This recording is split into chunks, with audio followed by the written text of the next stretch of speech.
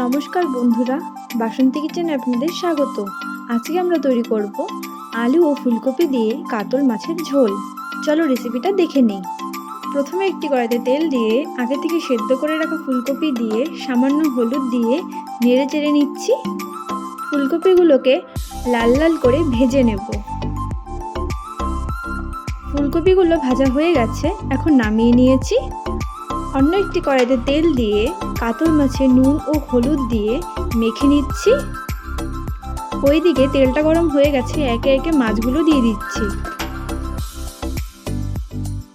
এখন মাছগুলোকে হালকা হাতে উল্টে পাল্টে নিচ্ছি।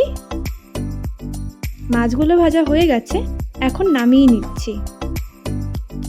একই রকমভাবে বাদবাকি মাছগুলো ভেজে নিয়েছি। ওই তেলে সামান্য জিরে দিয়ে পেঁয়াজ ও লঙ্কা বাটা দিয়ে কাশ্মীরি লঙ্কার গুঁড়ো, হলুদ ও স্বাদ মতো নুন দিয়ে নেড়ে চেড়ে নিচ্ছি।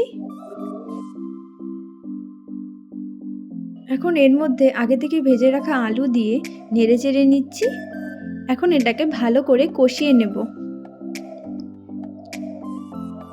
কষানো হয়ে গেছে, এখন জল দিয়ে নেড়ে চেড়ে নিচ্ছি।